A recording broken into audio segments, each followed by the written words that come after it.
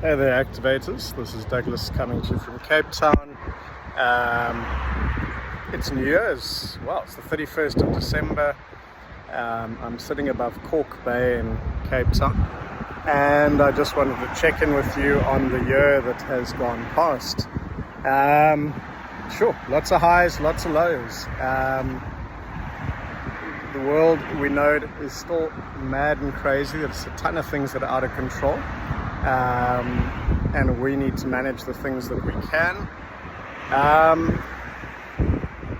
I have just one story I wanted to share with you, because the power of focus and the power of where your mind goes and what it brings. So at the end of the school year, December, we went up to Plet because Matt and his friends were doing Plet Rage.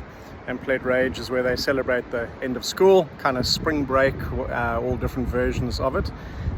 So Amy and I were up there too, and only the final day, the Friday, was when the surf was going to turn on. But Plet is something rather interesting going on. A huge shark, great white shark population at the moment, very aggressive. So a very popular resort. People are not going in the ocean. They're using drones to monitor the beaches. They have spotters on the mountains where they can, and basically this is a place where over the years I've surfed so many times, often by myself, but the rules are changing, so there's this heightened awareness of sharks. And so on the Friday I had driven the whole section of Plet, and the only place that I could find where there were some surfers in the water and a wave that looked okay, it was called The Wreck, and The Wreck is by Robberg Peninsula, which happens to be where a seal colony is absolutely out of control, which means the sharks, it's their happy hunting ground.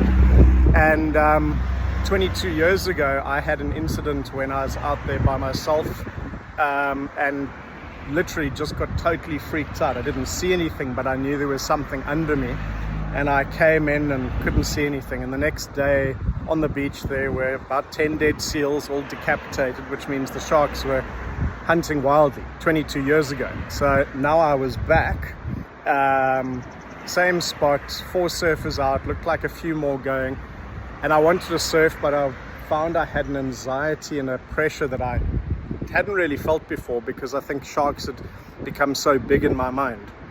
I chatted to one of the locals who was going out, and he said yes, there are sharks, but they're often bronzies, which are safe. Although yesterday he did come literally face to face with a great white, but he still wants to go surfing. So I sat and did a dilemma and checked in with Amy to make sure I wasn't being absolutely stupid, and she said she's going to trust the choice that I make, and I went out. And so they ended up, when I was out, about 8 guys out, and suddenly there were 4 of us. And the reason why is someone was on the beach, sort of up the sand dune, waving wildly because there was a shark swimming between us.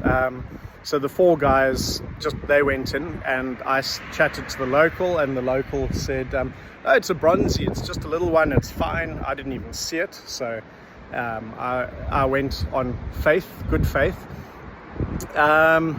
And the guy kept waving, and the 4 that went out were just watching, and I surfed for another 20 minutes until somewhere in my brain said, okay, enough.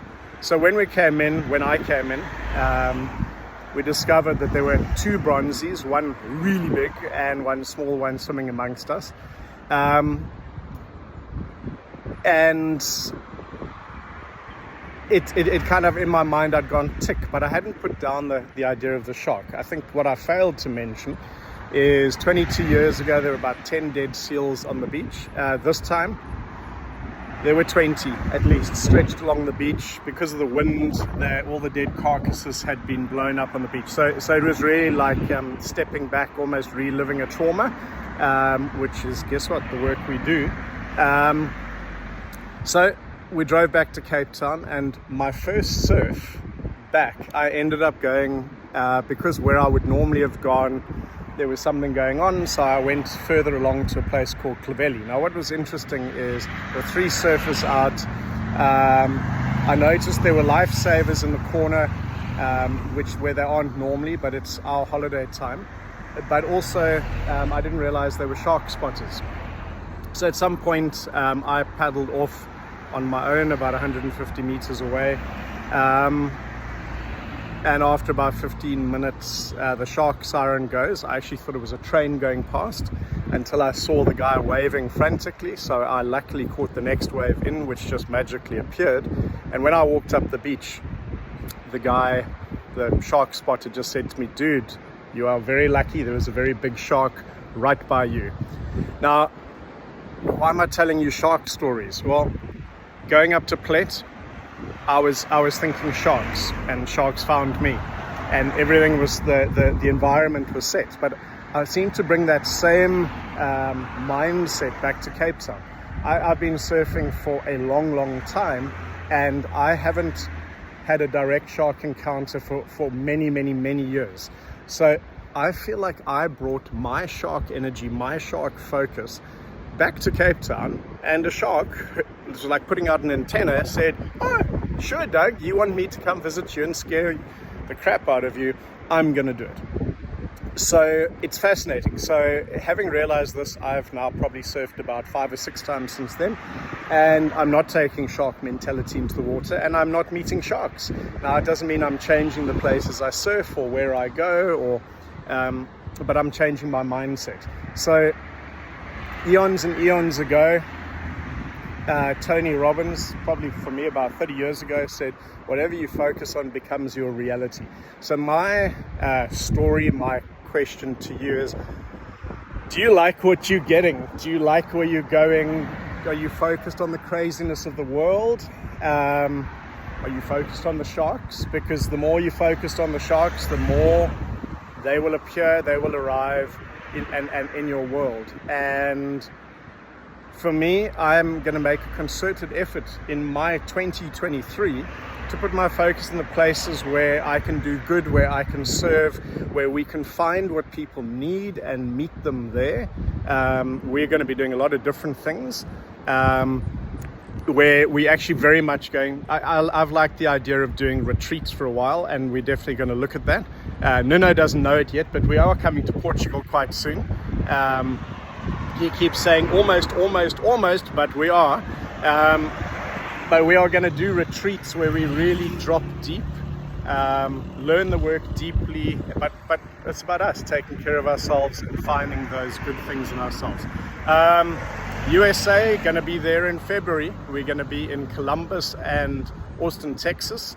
In March, I'm going to be in Denmark, and I am going to be in the Netherlands, in Amsterdam, first time teaching there, not first time going there, first time teaching there.